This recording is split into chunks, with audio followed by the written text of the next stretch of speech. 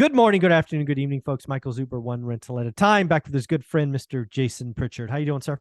I'm doing great. Zuber, how are you? I'm doing well, man. So again, all three topics today that we are talking about come directly from your Instagram page, folks. You need to follow Jason Pritchard on IG. Jason, you put out a video or post, I guess you call it, a couple of days ago, talking about the two-step process to get rich. Yeah. Talk about what that is. Let's break it down. Let's rap about it. Let's see, can other people follow, or is it just Jason's, uniqueness? Definitely not. So one of the things that I would tell people is this is the reason why I was always attracted to real estate. The business in and of itself is very simple. I genuinely believe, like, if you can multiply, divide, add, and subtract, you can be successful. And you're good at talking to people. It's really like those five things. You can be successful in real estate, right? So this process is simple. It's just not easy. Okay. And that's always been something that's attractive to me because I've never been afraid to put in the work. I'm not going to sit here and say that it's just going to happen overnight, because it will not.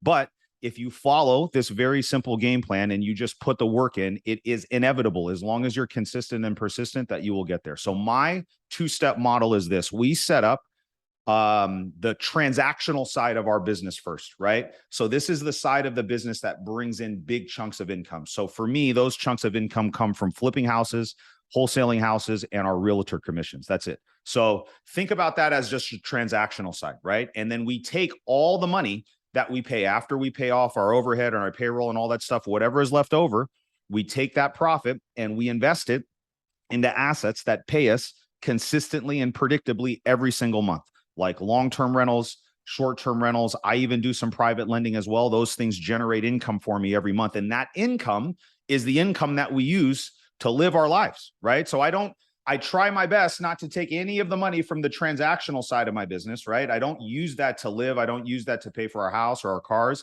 I use that just as a vehicle to invest in these other assets that pay me. And then the money that comes from that is what we live off of. And the key here, guys, is in this process where you're taking the money from the transactional side to the side that pays you consistently and predictably, there has to be some delayed gratification. You cannot go too quickly here. You have to kind of stay in this space where you stay humble. You don't spend more than you make. You have to not get ahead of yourself right there, right? Jennifer and I spent probably 4 years on this side of the business before I ever paid myself $1 out of the company, right? And I still have that check on my desk. I look at it, right? That was the very first check that we pulled from our rental properties. And, at that point we had like 50 something rentals. And I was talking with my bookkeeper and she was like, well, there's plenty of money in there. If you want to pay yourself a little bit, you're more than welcome to. And I just wasn't used to it because I had my blinders on and I was just head down and I was like, no, let's just keep working. And I think eventually you can get to a point where, you can reward yourself a little bit and your assets can start to pay you. And then, it just snowballs from there. Yeah. I don't know what it is.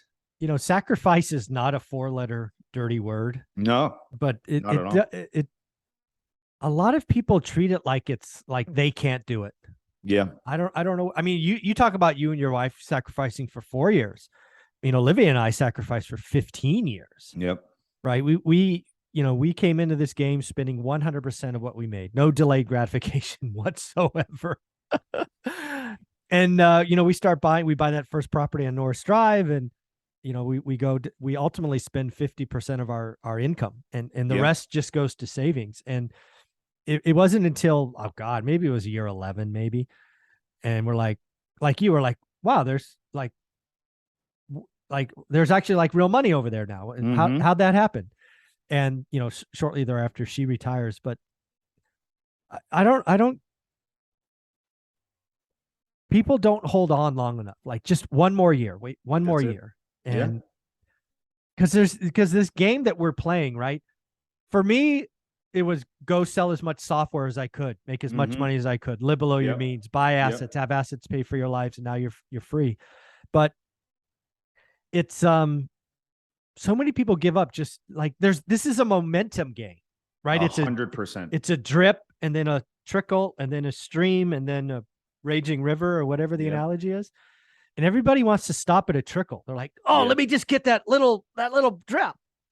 Kind of funny. Here was the prerequisite for us. And we actually had a really hard time with this initially at the beginning because we had some very bad personal financial habits, I would say, right?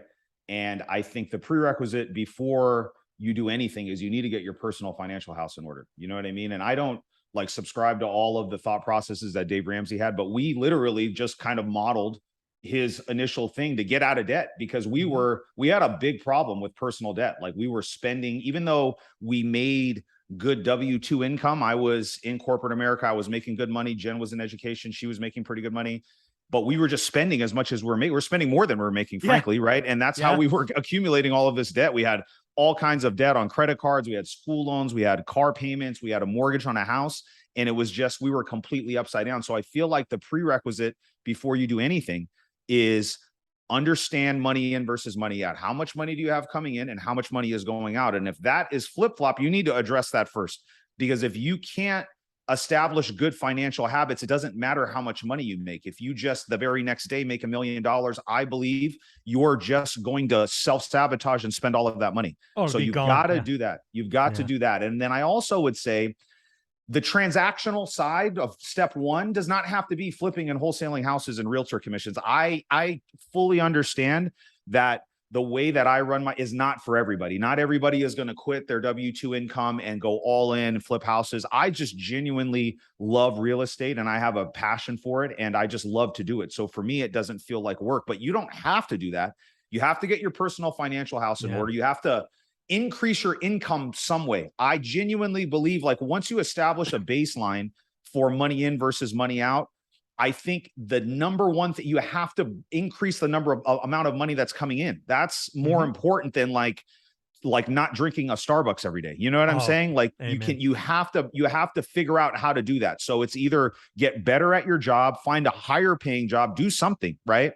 And then that extra money that's coming in, you have to have a vehicle to invest it into to start paying you, monthly, consistently, and predictably every month. Oh, I agree with all that. I mean, if you're sitting in a hole, right, the first idea is to put the shovel down and stop digging, right? Yeah. And again, you're absolutely right. The whole $6 latte thing or the latte factor, that's not it. For a lot of people that watch real estate, it could actually be house hacking, right? Go after the biggest expense. Yes. Right? Live for free in a duplex or have a roommate or whatever. There are ways that you can add income. It doesn't necessarily mean you need a commission job like I had or flipping homes for chunks of money. Yeah. You know what? If you're digging a hole, go clean out the spare bedroom and let somebody, let a family member live there for $100 a month or whatever it's going to be. You got to do something. This is why I love your message so much, because you're just encouraging, and I'm the same way. You just have to get started, guys. Like, sometimes people can look at like you or I and be like, oh, wow, like these guys have all these blah, blah, blah, blah, blah. It didn't start like that. I didn't start with like 90 rental properties, guys. Like, I just started with one.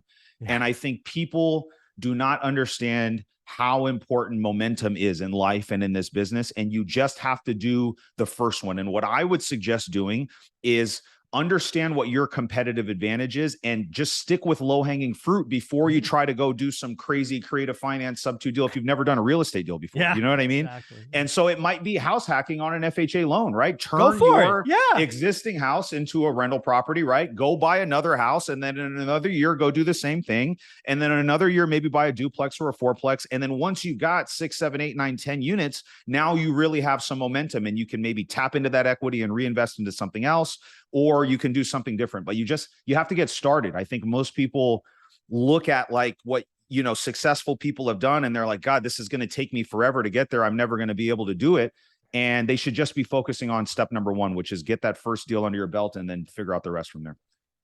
Yeah, there's a couple of messages that I think are pretty important for one rental at a time. One is I very rarely talk about unit counts because, again, I think it scares more people. Yes.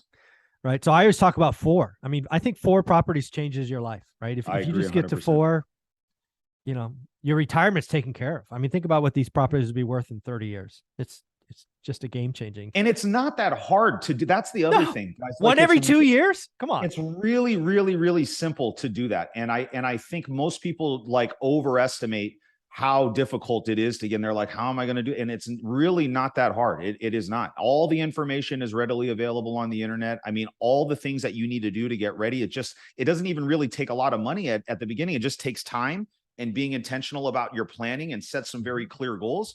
And you can get there. It's not that difficult. And not everybody needs to have hundreds of units. Just imagine how much different your life would look in 20, 30 years if you had 15 or 20 properties. Yeah. You know what I mean? Yeah. That's going to change the trajectory of your life, especially once those are paid off and you're collecting rents from all of that. And then think about the trajectory of your kids or your kids' kids when you pass that on to them, their whole life then changes. So just start with, like you said, start with 4. And if you want to really push your foot down on the gas and do 40 or 400 or whatever, then make that decision when you get there. But at least get to 4 first and then see what happens. Just get to 4. Right. Yep. Once you get to 4, if you want to go to 10, by all means, you want to go to. I have never talked to one person that says, I regret that I bought 4 rental properties. Exactly. Never, 0 people. I've had 0 conversations with people that have said, man, I bought these 4 rentals and they pay me. And I just, it was just the worst. Wish I never did it. Yeah. Yes, I wish. Yeah, exactly. That's very cool.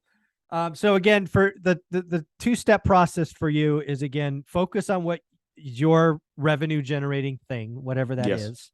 Yep. Live below your means. Yep. Take the excess cash, buy assets. Yep. And then have those assets pay for your daily living. Correct. That's it. Very simple. And people want to overcomplicate things, guys. And trust me, it's really that simple, right? So don't make it harder than it is.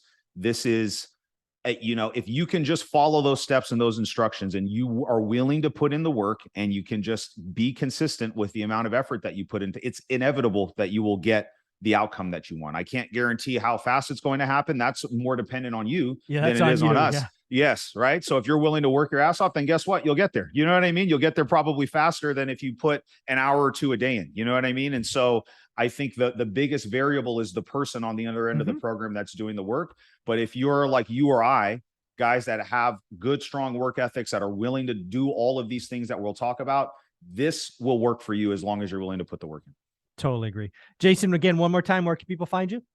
Instagram and Facebook are the best places, guys. Just put my name in there, Jason Pritchard. I get a ton of requests from your guys' followers of the channel, and I'm always happy to help answer questions. People ask me about rentals and private money and all these different things, and I will do my best to answer those questions if you have them, guys. So don't be afraid to reach out.